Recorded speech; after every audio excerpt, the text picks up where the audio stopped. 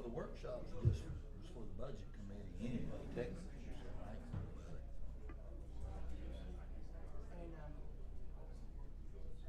Shelley may come in on Tuesdays. Who? From work, Shelley. Oh, okay. She may come on to like. All that information is there now, it's gone. I know. Mine does the same thing. What did you tell me that would be? I usually flip it up, like get out of the whole thing and then come back into it. Oh, there it is. You saw that, didn't you? You saw that. Good afternoon, Commissioners. If we will come to order, we will begin the Anderson County Commission Budget Committee workshop. A quorum is not required. I'll go on the record saying that, but we do have one regardless, even if it is required. I don't even know if we need to call the roll, do we, Robin? Okay. However, regardless, if it's a workshop or a regular meeting, I would still like to ask a prayer over the proceedings, and then Commissioner Allen will lead us in the pledge.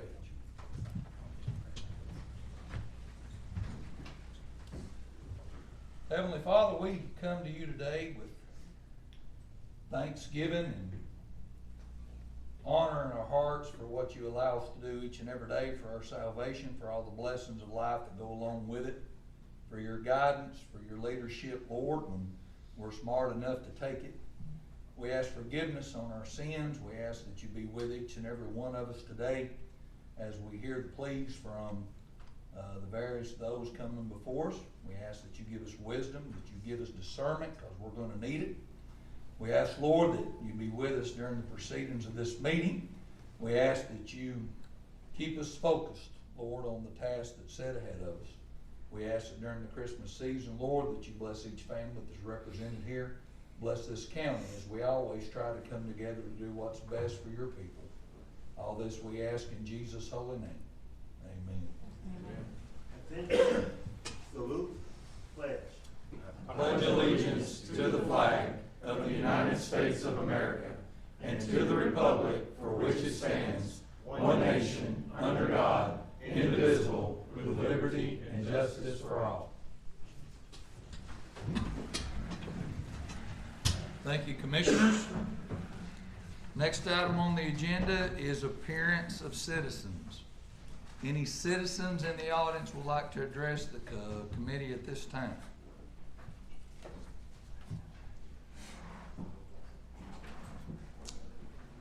Seeing none, we'll move on to the next item, revenue and expenditure update.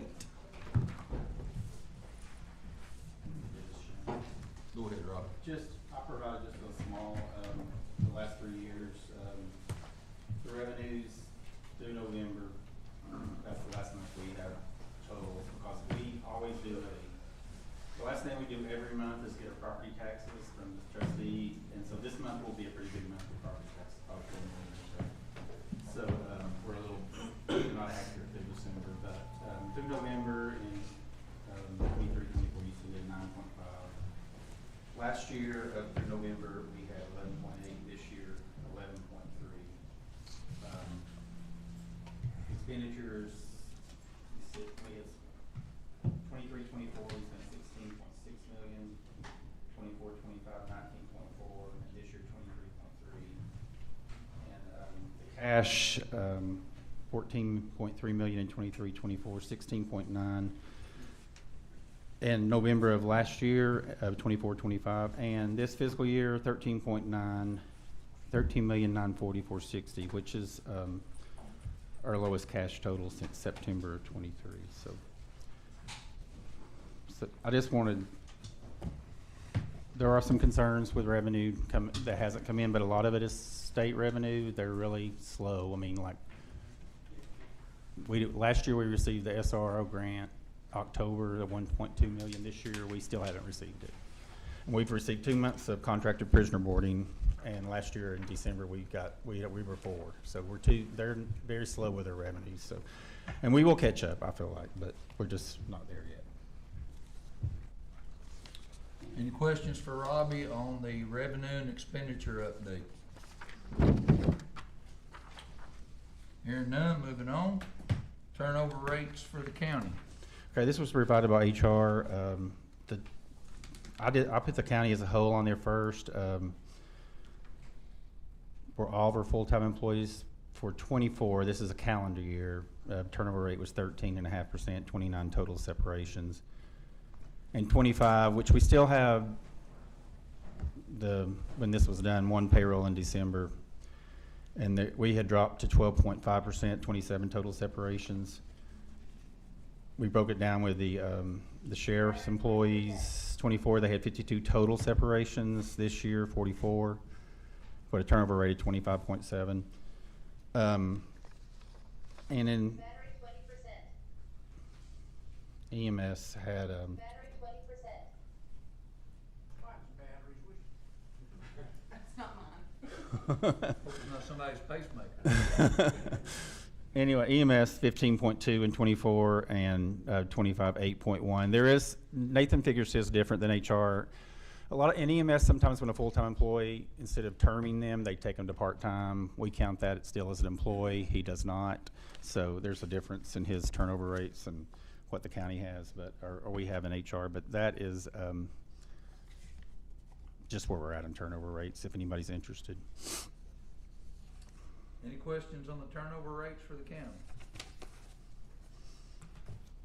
Hearing none, moving on. Next item is current county salaries. So I'll just, the next 4, 5, and 6 were things that commissioners on the budget committee asked me for. Commissioner Beauchamp and Commissioner Allen had several calls. I don't really have to go through all this. The next one is, this is the salary, 6 through 15, 16.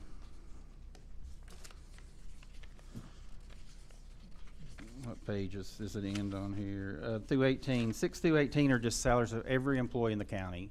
And one of our commissioners wanted salaries of anybody under 25,000, 25 to 40, 40 to 65. We grouped them like that. We also sent an Excel spreadsheet that grouped them several different ways by date of hire. Paul, I'm sure there was others that I can't think of off the top of my head. But if y'all have any questions, I don't know where you want to go with this workshop, but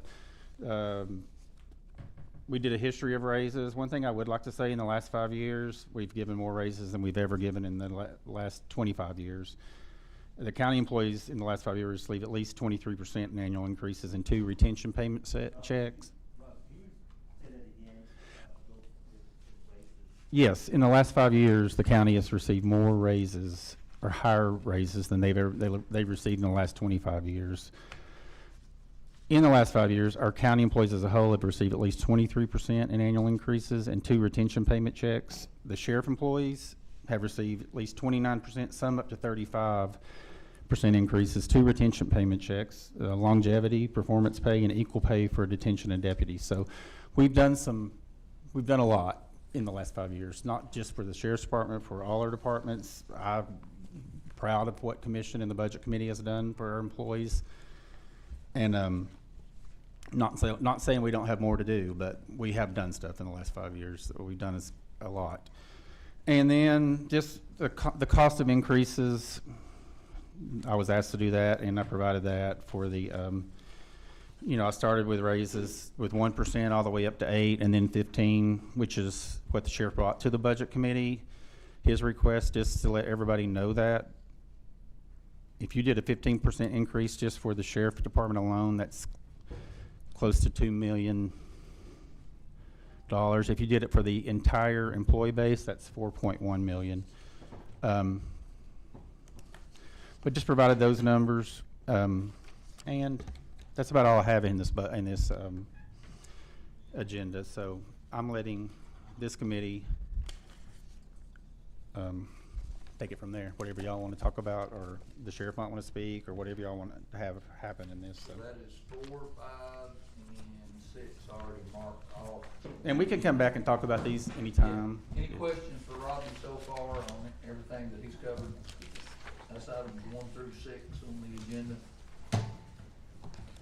Okay. So moving on, if I recall correctly, when the budget committee voted to schedule the workshop, it was passed that we were gonna be discussing the sheriff's office budget, EMS's, I'm sorry, not the budget, but the pay request, EMS and EMA, alright? Robbie sent you information on countywide, so before we go too far down the list, are there any department heads that are here other than Sheriff Barker, Director Sweet, and EMA representatives? Scott Nations. All right, do you want to be heard on the salary request? Sure, sir. So here's what I'd like to do, folks, and according to the law director, he has opined that it doesn't necessarily have to be about those three departments. And I get that, that's his legal opinion on that. I would remind folks that what this committee passed to do was talk about those three departments' pay increases, all right? I myself personally don't want to get into a habit of making a motion and it passing to do a certain thing and then us doing something different. Yeah. That's just Shane's 2 cents, all right? However, Mr. Nation has made it a point to be here today to discuss, so what would be the pleasure of this committee?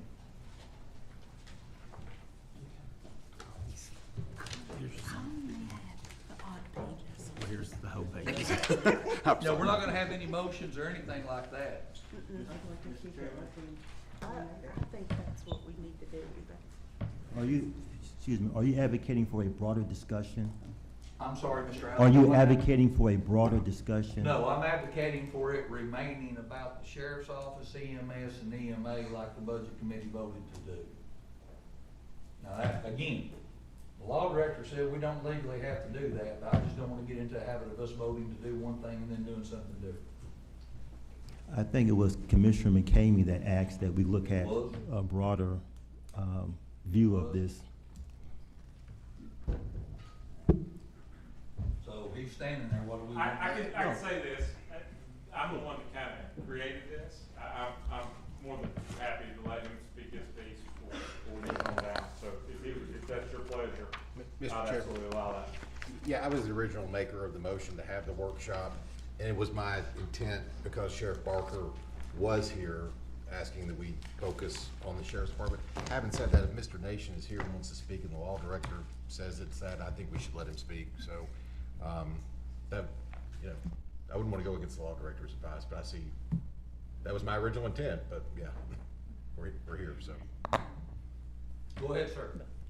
Of course, Scott, Veteran Service Officer. I have no qualms about the EMS and Sheriff Department getting a raise. I just want to make sure I brought it back to y'all after all the dilemma stuff I went through last year, from October through budget meeting, you know, that you keep that in mind as you make these motions and go forward. Because if I'm right, even looking at your chart, I do believe I'm probably one of the lowest paid directors in the building or in the county. So I just want to make sure y'all keep that in mind, you know, because my committee proposed a pay raise last year. It got voted on the consent agenda, then got removed off, like 2 months later off the consent agenda. So I just want, you know, make sure y'all keep that in mind. You know, there's other people in this building or in the county that probably deserves pay raise. I can tell you just from July till November the 30th, from the help I help with veterans and retroactive payments, I brought in a little over $1.2 million just in that short time frame. You know, so I'd like for y'all to just keep that in mind as y'all go. I really just came up originally to sit in and listen, but since you, you know, asked, I, you know, just want y'all to keep that in mind because I did go through all that dilemma last year and to include the budget, you know, committee this year, and was denied everything. So I just want to keep y'all on the front of your mind on that. Yes, ma'am. Are you speaking on behalf of EMA?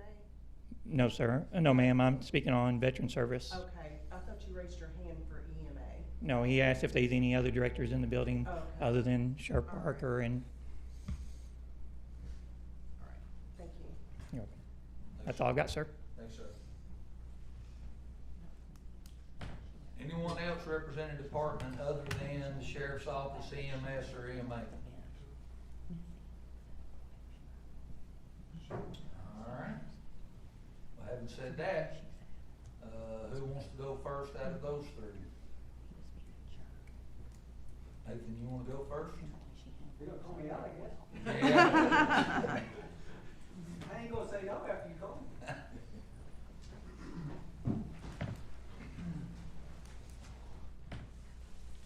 Well, we appreciate the opportunity to be able to at least be a part of the discussion as you guys continue to think about how to continue to staff public safety and departments.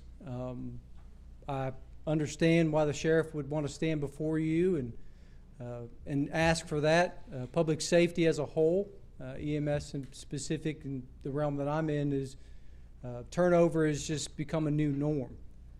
Unfortunately, that is part of it. That doesn't mean everybody has turnover as high as others and so on and so forth, but we still encounter it. And there is good turnover and bad turnover, and sometimes we encounter good turnover. We had a lady in our department earlier this year, got accepted into the medical school for pharmacy out at South College. We knew that's something she was working towards, and then we excited and celebrated with her, but obviously that meant turnover in our department. We had people that move out of the area, move out of state, and we have other people that will go to other services because they do pay more or provide maybe a schedule that they prefer or something to that regard. So we obviously continue to look what are ways we can navigate and take a look at that. So I know that I did send you stuff on our turnover. I wanted to explain that a little bit. When somebody goes from full-time to part-time, you have a position we have to fill, right? Like if somebody comes off the truck and they go to a part-time status, their requirement is to work 60 hours in a quarter, which is less than what a full-time employee works in 2 weeks. So we have to fill that position. So when I look at turnover, I look at full-time positions that I have to fill.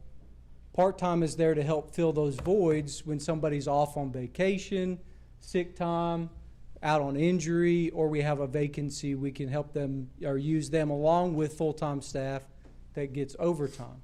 So when you look at it on that perspective, our turnover was higher than what was reflected by HR, and I don't fault the HR director at all by calculating it that way because they stayed an employee. So by records, yes, they stayed an Anderson County employee, but their role changed. So for our department, that affected us. So if you look at that, in 2024, our turnover rate was 29%. And you look at so far this year, our turnover rate is 17% because of the number of people that left full-time employment. Sometimes those people come back full-time, but it's not the most of them. Majority of them don't stay or don't come back as a full-time employee. So I do want to reflect that. I mean, I wish I had an 8% turnover rate. That would be phenomenal. That would fix a lot of things in regards to staffing. It would actually even decrease our budget. One thing I also have is, and I put in the email I sent, it costs us over $200,000 for turnover every year. What it takes to find someone and get them cleared, plus fill the vacancy from that person that left, plus the addition of uniforms and the people to do the training, all those things, it's over $200,000 that it costs us for turnover to bring new people on each year. So there is a good cost with that if we can increase, and I think that's for any department, if you can increase or decrease the turnover rate, you actually can save money doing that. So while we could sit here and say it's going to cost X number of dollars, millions of dollars, I believe that's a little high because you'll save from turnover. Not significant, you're not going to cut it in half, but you're going to see a savings, and that would apply to the sheriff's department, to our department, any department. you would see a savings of cost in not having to recruit, train, and put on the streets for service. So there's a lot of other factors to consider in that. I did take opportunity to try and reach out. Like I know I saw on the budget committee, there was some information that was shared by the sheriff. I took some time to try and pull that together. I do have some of that. Could I hand that out? Okay.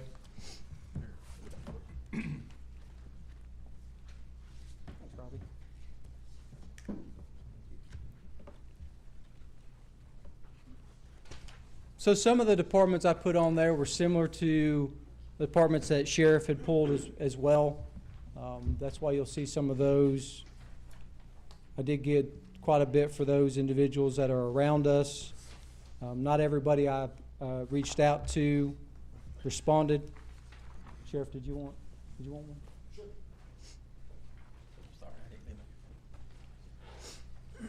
So I broke it down by licensure level. So for us, there are 4 different licensure levels that we typically staff. That'll be your critical care, community paramedic, AEMT, and EMT. So that's why you see those 4 different categories. I broke it down by those licensure level and then put it in comparison on the hourly rate with those other services. Now you'll see differences in annual because EMS operates a little different. There's different schedule designs, but that's why you could see somebody that would have near the same but making significantly more on the annual because they work more hours, which makes sense, right? Like you work more hours, you get paid for more. So that's where you see the differences. And then I did the max hourly for those departments. If it doesn't have it listed there, it wasn't provided. The Knox County AMR one on there, that was provided, a screenshot of their pay from an employee there, so their management didn't send that. They weren't allowed to send it. I did ask them, but their corporate doesn't allow them to share that information. So an employee that works there was able to take a screenshot of their information, at least to get the hourly, and I know what schedule they work, so I was able to calculate the annual. So you can see our hardest licensure level to recruit is paramedic, which kind of stands out when you look at the scale. We are up a little bit higher on EMT, AEMT when compared to others, but we're at the bottom when we look at the paramedic. Paramedic is the hardest licensure level. There's less of them. It takes at least 2 years of class to get a paramedic license, and that's if you went straight through. Most people don't. They'll start out in EMT.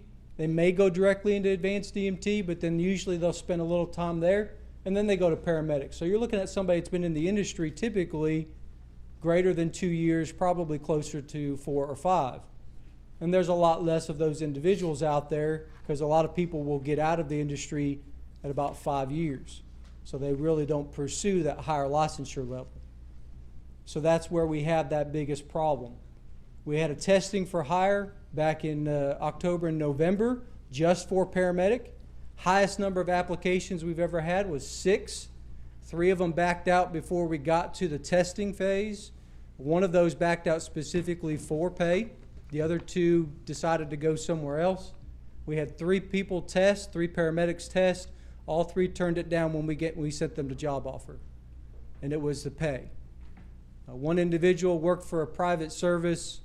He was going to take a $14 an hour pay cut to come here. He said he could take some because he wasn't the breadwinner at home, and he was looking to get into our organization. I was off by $2 on the hour, and I told him I wish I could, but if I compromise our pay system, then I'm going to have a bunch of other employees that already work here that are going to be knocking on the door and saying, how did this happen? How is he getting paid more than me?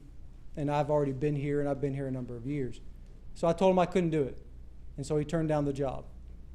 The other lady works at a county service, and she had been there for 20 years.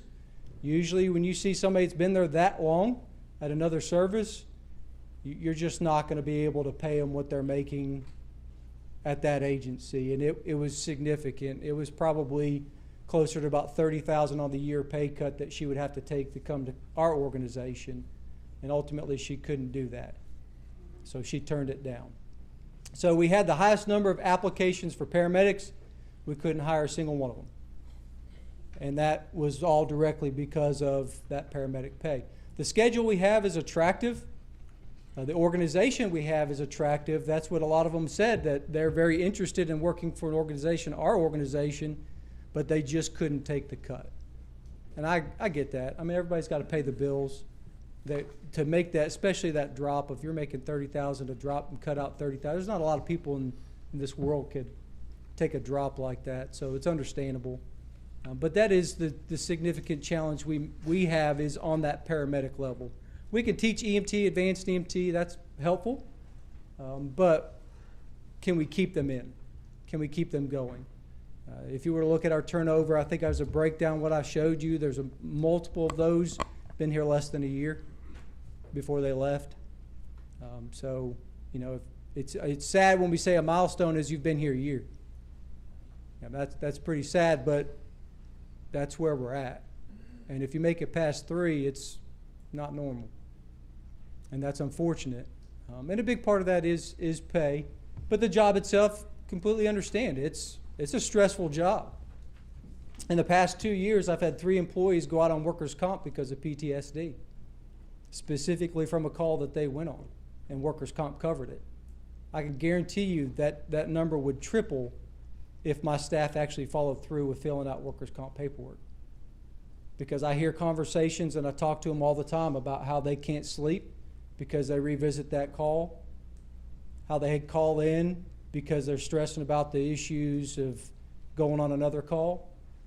They ask for resources and we send them EAP.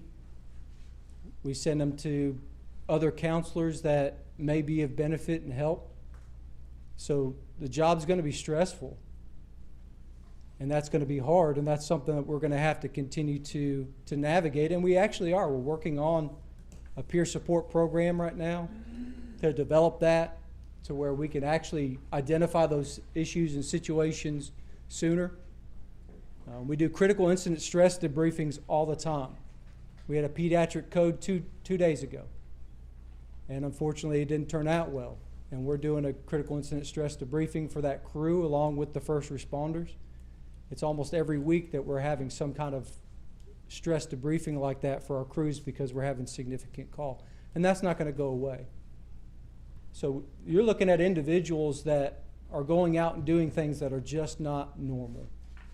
It's not normal to see what we see, hear what we hear, smell what we smell, feel what we feel, and if it's a really bad day, taste what we taste. It's not normal. And we're calling these people to come in and do it for $16 on the hour. It's going to be tough to do. Yes, ma'am. How many EMTs do you need right now? I just have 1 quit, so I need 1 EMT right now and 2 paramedics.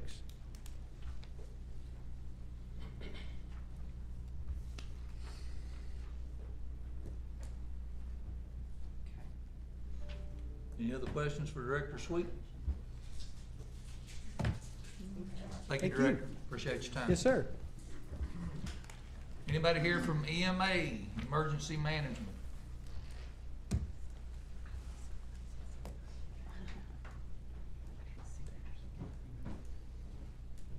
I'm sorry, sir, I didn't recognize you.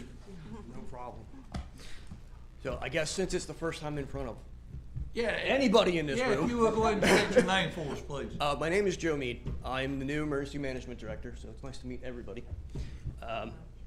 Just a little bit about me. I'm a transplant from Pennsylvania. Got 25 years in public safety. I have a bachelor's degree from Columbia Southern in Emergency Management and Occupational Safety and Health. EMA is a different animal compared to the sheriff, compared to EMS.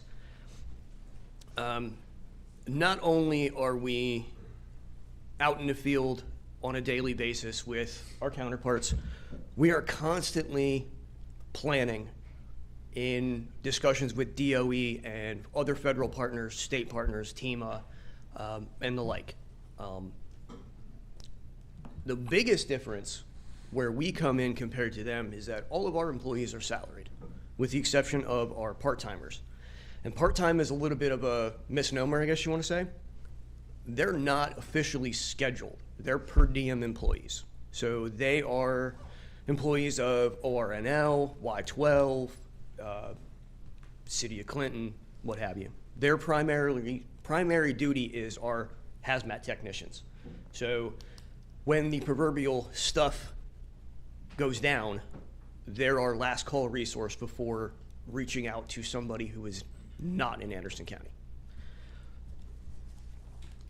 The other way that we differ, and I have a similar form, is it all right if I? Yes, sir. Is that we run an on-call system. So not only are we in the office on a daily basis, we have a 2-week rotation of our 2 part-timers and two full-timers and 1 of our part-timers. Where we really differ is that on-call schedule is not compensated. So our 2 full-timers are working their normal 8 to 9 to 10-hour day, going home, sitting by the radio, by their telephone, waiting for another agency to get dispatched to something that they may need assistance with. Then we are responding outside of our normal work hours, essentially donating time. In the last 90 days, we've had 35 call-outs, 33 of which are either on weekends or after normal business hours, with a time frame of about 1 to 2 hours per call-out. So the on-call person, out of that 2-week schedule, is donating approximately 10 hours of their time. If you're looking at the compensation, the only county that's listed in that compensation comparison that is lower than we are is Campbell County. And that's because their EMA director is part-time. He serves in other roles in the county. The biggest problem that we are going to face coming up is the expansion of the private sector in Oak Ridge. If you look down at the last line of that compensation chart, that's the public sector versus private sector. You're looking at 137% difference in the director role. The other ones, it's a little lower. We're not coming to you asking. The only reason that we're here is because this meeting was called. Our biggest problem isn't turnover, it's lack of staff. We could really do with at least 1, if not 2 more full-time staff. That's kind of about all I have at this point. Being here for only 3 weeks and getting a notification of, hey, you have to be at a salary meeting, makes it a little difficult. Appreciate it.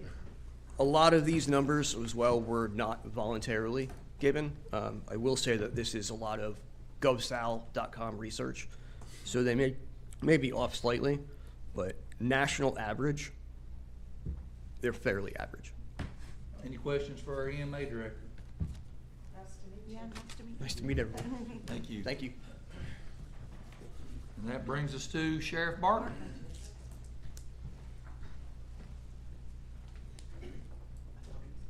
Yeah. These guys have a search warrant. If everyone just go ahead and get your driver's license ready, they'd like to identify, make sure we're talking to the right folks. So if we get this pulled up, so I'm the one that kicked this off, right? And we have a PowerPoint, and it's pretty clear.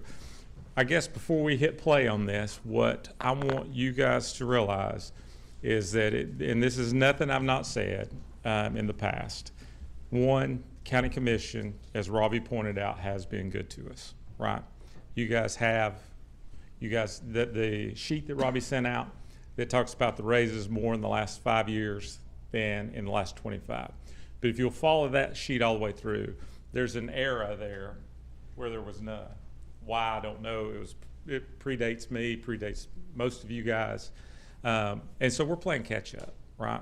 In 22-23, we asked for a new pay scale. You guys gave it to us. We asked for raises, and we got them. And we told you that day that we were thankful and grateful, and we would come back if the need arose, and the need has arose. So we are different than and I completely understand you guys are responsible for all county employees, right? But we're different, period.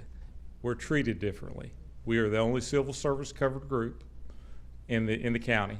Therefore, we have to be looked at different. Our jobs are different. So we're going to play a quick video here just to give you guys a difference, because I've talked about you pay us to do violence on your behalf at times.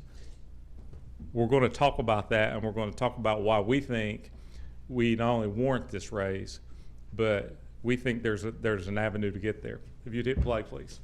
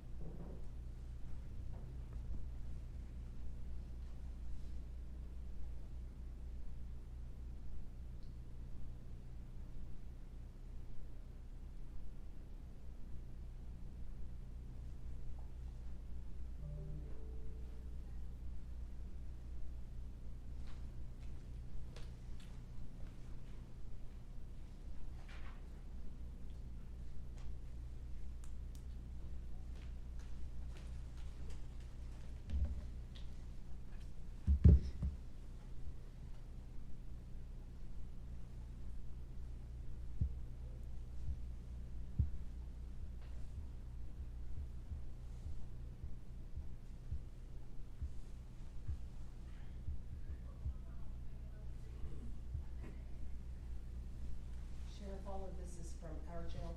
Mm-hmm. Every video in this presentation is from Anderson County.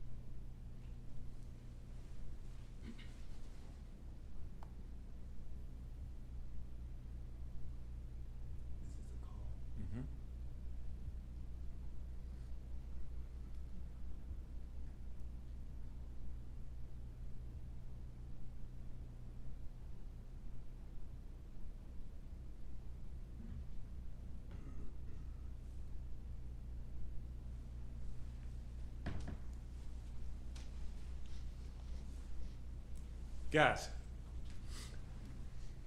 I spoke one time about the naked guy on the side of the road. That video was in there. We have videos of canines engaging the suspect, and they still fight, right? That video alone is why we're different. There's not another county employee that has to do that. And I've talked about how if a county employee got into a fight with a citizen, that they would get the rest of the week off with pay, and the two that witnessed it would probably get a couple days off with pay, right, to get past it. It's what we do. It's why we're different. We're going to give you just some quick stats. You should have got this in your packet. Next slide, please. This just talks about what are some of our most risky calls. I won't bore you with going through that, but I think that that covers absolutely the core of them. Unfortunately, in our business, anytime, any call, there's no such thing as a routine call. It can change in a blink of an eye. Next slide, please. These are our calls for service for our patrol, and what we're seeing there. And these are our high-risk calls and the volume of them that we're seeing. Can you read those out, please? Sure. IT, is there a way to enlarge that? No. Can't do it? Sheriff, I don't think we got this. You did not? No. Okay, well, great. I don't have We're that. going to send you, at the end, you'll see Zach's email. Okay. If you would, write that down, and we will email this PowerPoint to you, okay? So, wanted adults, and this is for the year 2025, 1,214 calls, domestic violence calls, domestic disturbance calls, 454, disturbance or fight calls, 221, intoxicated person or driver, 108, EDP, emotionally disturbed person, 85, right? So we're dealing with about 8 a month, roughly, on those calls. Domestic standby, where we're just going to be making sure that we keep the peace. And then it goes on to burglary in progress or robbery, and then of course shooting and stabbing is there at number 7. Next slide, please. This is an interactive map that when you request an email, you'll be able to go to it. These are 42 calls that we've had this year that required us to use of force. And when you click on those blues, it will pull up the narrative that goes with it, so that you will see what the nature of the call was and what actions we had to take. Next slide, please. This right here is our chart of our types of use of forces we've used this year. So this is for 2025, as you can see, vehicle and taser. And there's a difference there. The red line is going to be where it was deployed, and blue line is where it was displayed. So on tasers, we're just under 10, where we've deployed just over probably about 6 there. Non-impact weapon, that would be your baton, where we've had to use that. Firearm, where we've had to display the firearm. It called for us to what we call break leather and use that to gain control of the situation. And then of course our K9 has been deployed in order to regain control of the given situation. Next, please. This is from our jail. This is still patrol. I apologize. So as you can see, the bulk of on this pie chart, the bulk of our actions are physical, where we're having to go hands-on with someone. 56 or 58% of those are there. And then again, it breaks it down between K9, vehicle, and taser. So your employees, your deputies, whether it be operations or corrections, they're putting their physical safety on the line to do the job for the county that you guys have allowed us to do. Next slide, please.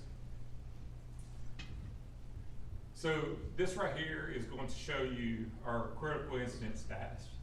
And we'll make sure that you get it, because I don't want to run all the way through it and bore you completely.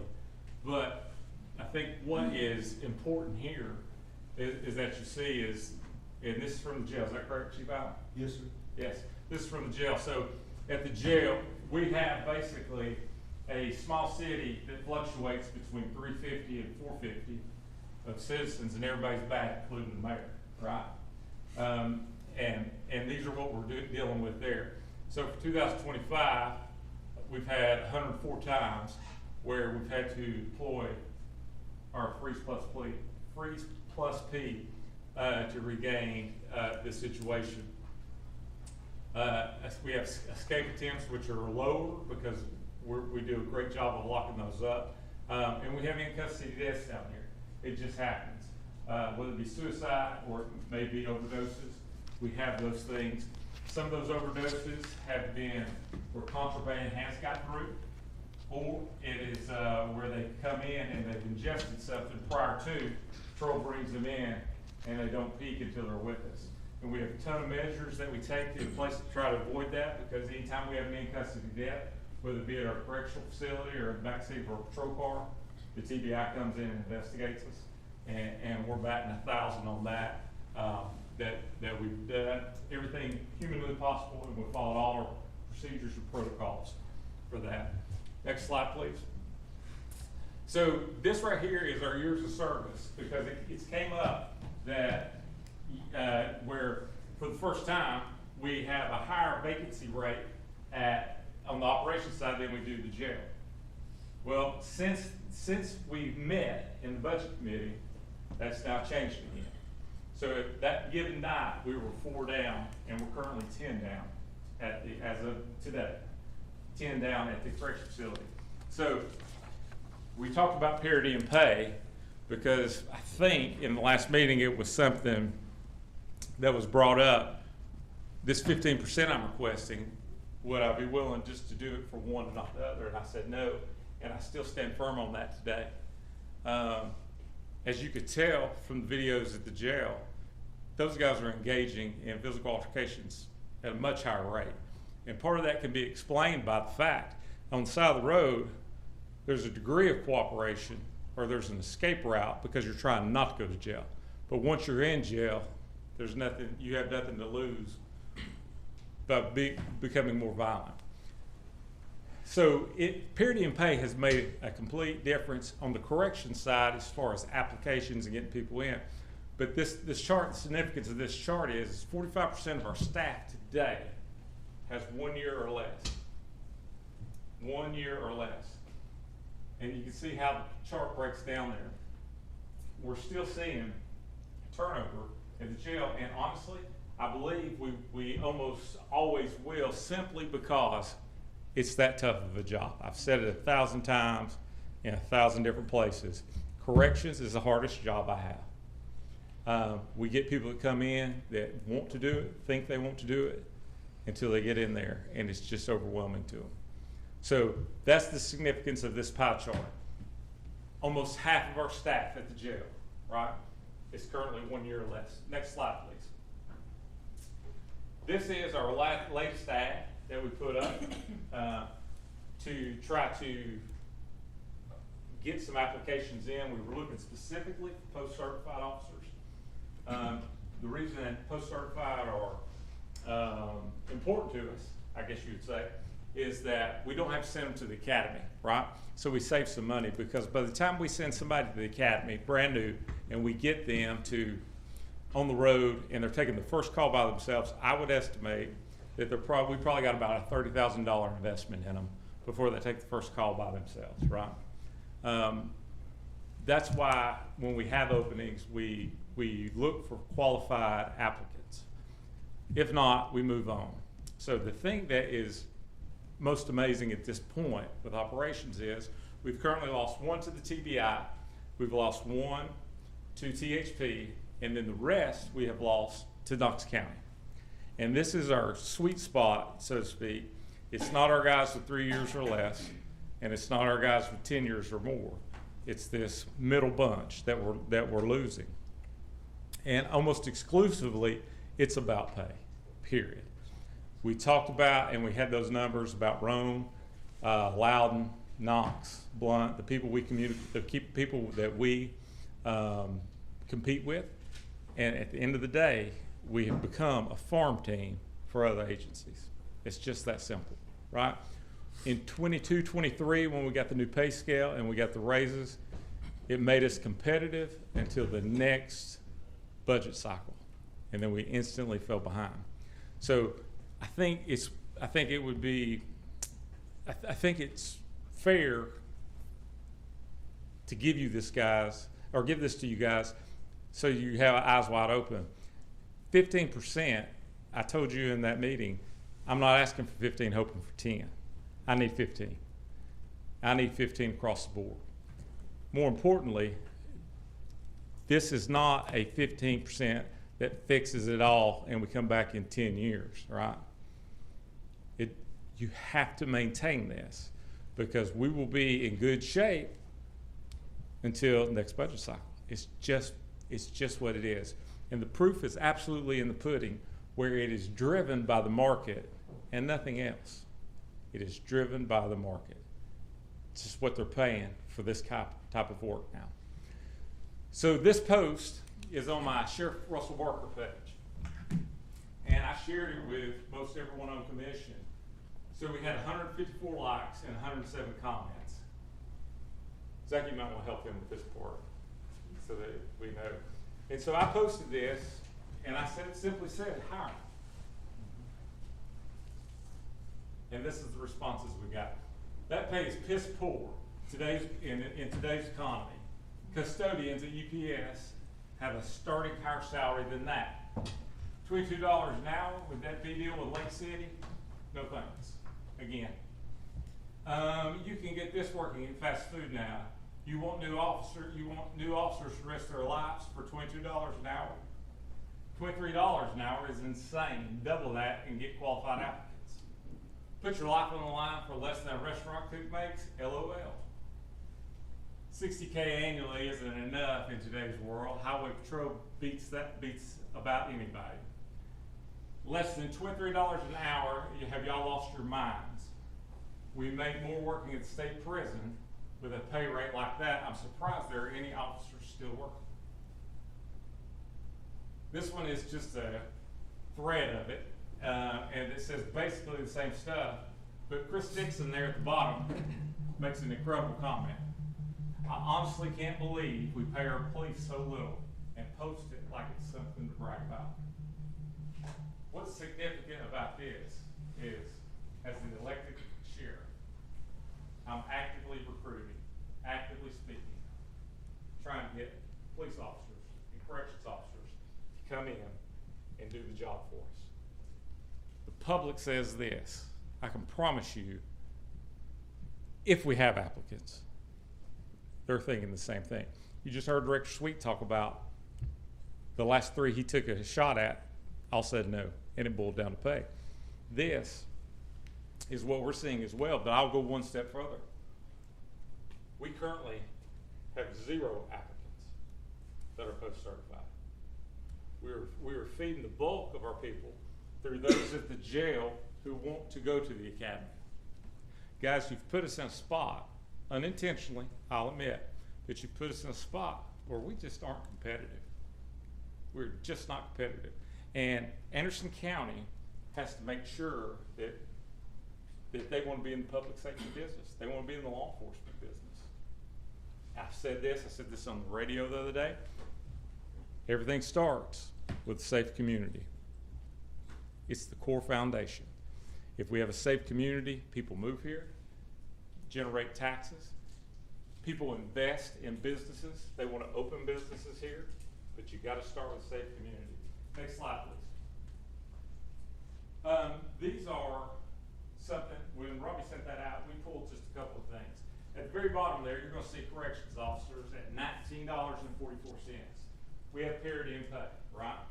In the middle there, you'll see corrections deputies and patrol deputies at $22.82. Because our turnover rate historically at the jail moves so fast, Robbie can attest to that because we keep them busy just on data entry and changing forms. We still use the model at the jail where we put you at that rate, and after 6 months, once you come off probation, you go to the full 2282. Because the washout period is a lot of it's inside of 6 months. Generally, it's the first fight, first death, and they decide it's not for them. Now, as we look at this, if this was, I'm thankful Robbie sent it out. I know that wasn't his intentions when I'm about to use it for, but it was completely shocking to me what I'm seeing. Where we have office manager making more than my corrections and my patrol people. It just is, okay? And now that individual thing, there may be some time there that plays into that, but we have also other jobs that you see there where, for example, we have a bookkeeper making more. We have an office manager making more. We have a library director making more than are people who are physically asked to do these things.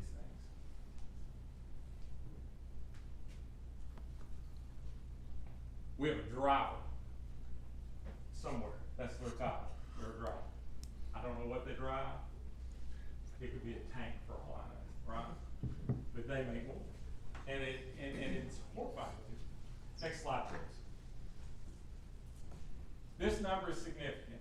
$14,991,074.92. This number right here is our board revenue since I became the sheriff. We're on a trajectory to bring in over $3.5 million this year alone on our board bill, housing state inmates. We've become Tier 2 certified. We just got that renewal today. It's something we have to get every year, which allows us to charge the state the absolute maximum when we hold these state inmates. And that's part of why you're going to see our board bill continue to grow. In addition to that, we have just a ton of other things that generate income outside of the board bill, not nearly to this level, but our contracts that we enter in with, like with CTC, where we get money kickback for our phone services. We do absorb the cost for work release, and there's money generated there for the services that we provide as we try to rehabilitate some of these folks or reduce recidivism. So, but the bulk of it, and I think it's important, $14.9 million we've put into the general fund just through board bills in 7 years. We think we'll be at another 3.5 minimum in 2025, or at the end of this fiscal year when it's over, or excuse me, budget year when it's over with. Next thing. This one is significant. Since being your sheriff, you guys have funded us, and honestly, I can only think of one time, seriously, one time, county commission has ever told me no, right? $8.5 million, that's the money from our budgets that we return back to the county government. So we're not overspending. We never come to you to say we need more money because we've blown something or we've messed something up.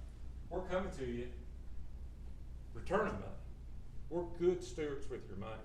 We talked about in 19, we asked for you guys to open up Unit 1 for us because we had an overcrowding problem. And we were incredibly fortunate that county government had foresight to build Unit 1 and allow us to have room to grow, right? We needed it, we opened it. You guys gave us that money and allowed us to hire the staff, and we reopened it.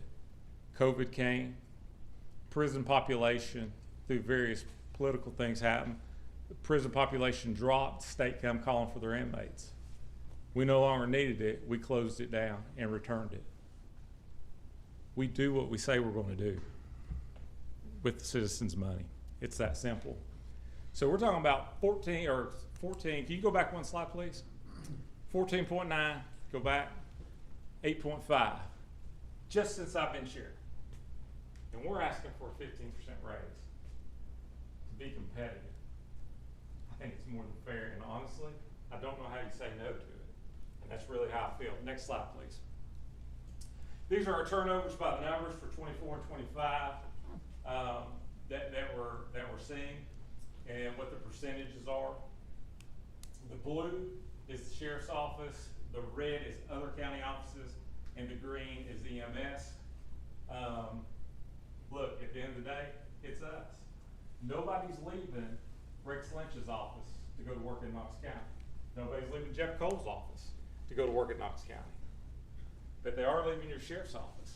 The very people that you count on to deal with the people we saw in that video. Next slide, please. Years of experience and separation. As you can see, that fluctuates from year to year. But the trend you're seeing now today is you're losing your future leaders, right? And that's where it's at. You're going to end up, and we experienced this at the jail in my first term, where we had all kinds of people with 15 years and everybody with 6 months, nothing in between. Guys, that ain't how you do it. You end up promoting people too quick. You promote people who are not ready, and it's problematic. Next slide, please. This is Zach's email.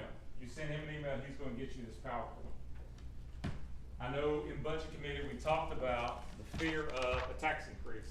I think we've shown that we're good stewards with money, and we have literally done everything humanly possible to make what we have work. We always have.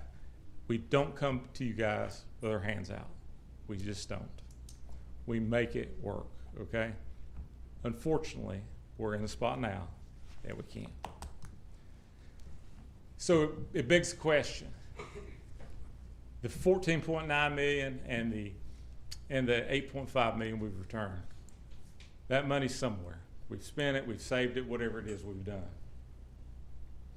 We generate enough revenue that we can cover the sheriff's department for 15% without a tax increase. It's really that simple. And I get you guys have tough decisions to make. But we need to look at, as a county, how we're spending our budget. Everybody in this audience has to do it at home. They have to take a look and see what they're spending their money on and adjust. That's what we have to do as government now, okay? I think we've more than proven that we warrant 15% minimum, and I think we've more than proven that we're doing our part. And I, again, want to reiterate, I want 15%, not 10, not 11, not 12, not 13, not 14.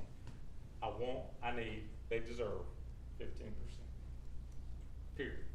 On top of that, I hope the rest of the county can get what they get, and it helps them.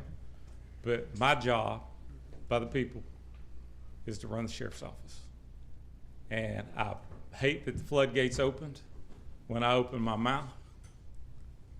And I'm not knocking anybody else's job. I'm not. But we're outside of the school system probably. We probably have more employees than anybody. And that's why it hurts so bad when we ask for something. But again, I mean, in our preliminary meeting, Robbie made a comment, and he talked about, we've worked hard, and we've done really good work that we're proud of, and I agree with Robbie on that 100%. But he even made a comment that he has pay discrepancies in his own office as opposed to other counties. To that point, I would imagine it's Robbie's number 2. He makes more than my jail administrator, who has 81 employees, right? So if this guy's overpaid, I can promise you mine are, right? And please keep in mind that not only were we the only ones to get into fistfights and spray people and pull guns, have guns pulled on us, to get punched, as you saw in the video, sucker punched out of the blue, right? Who's wrestling the naked guy on the side of the road. Not only is that, but we're the ones that get sued. We're the ones, now, granted, you guys provide us a law director, you guys provide us outside counsel when needed, but you want to talk about an uneasy feeling, okay? You have that much time to make a decision. The district attorney, TDI, and attorneys all spend months, if not years, second guessing what you did in that moment on behalf of the Anderson County citizens, on behalf of county commission. And then somewhere somebody decides, yeah, let's sue on top of that. Guys, I'm asking you, 15%. I wish no ill on any other department, but these men and women deserve it. That's all I have, but I'll be more than happy to entertain any questions. Any questions for Sheriff Barker? Mr. Chairman. Go ahead. Yeah, it does seem like you're making a compelling case that you can almost self-fund your own raise because of the amount of money that you're returning. Absolutely. Is that what you're saying? I mean, it's pretty yeah, clear you're I mean, returning $3 million. And, Perspective, though, the sheriff budgets, their 4 budgets are over 17 million in this budget. In the Excuse me? the sheriff's 4 budgets Yeah. in the 25-26 budget book are over $17 million. They're not even funding their own. I mean, nobody does that. I'm not saying they're here to make revenue. They're not. Because, Yeah. and I think the sheriff, I mean, if we polled our citizens, the priorities in the county would be exactly what the sheriff said, EMS, sheriff, EMS, and schools. That should be I think that would be our 3 priorities as citizens. So I just don't know that we have our priorities set correctly in the county with some of the other costs where we put our money already. So what can we do about that? We discussed that in our workshop with the county commission. It's exactly what I just said. Don't shortchange my deputies because we, as a government, have not reviewed our own finances to decide, are we spending our money in the right places? My folks should be punished for that. And again, not pinning it on the people in this room or the people who are elected right now on county commission. But the decisions historically have been made that's led us to this. This didn't happen overnight. Again, I reference what Robbie sent out, that the last 5 years, what was the number you said, 23%? 23% is what you said in the last 5 years, roughly, across the board. Turnover. Oh, I apologize. I don't know what you're talking about. I'm sorry. Raises. Oh, yes, sir. Yeah, roughly 23% in the last 5 years. That's incredible. But people that came before you, right, dropped the ball. It's that simple. And look, it might not be right, might not be fair, but I can promise you this: I inherited a lawsuit that was not fun. The only lawsuit since I've been sheriff that anybody collected anything on. But it was 2009, I was at the city chasing weed eaters and bad checks, right? Had no idea it was even going on. So again, I guess at the end of the day, we need to quit talking about the labor pains and start showing the baby, because it's important that we do this, and it's important that we get it handled. And again, just like I said in budget committee,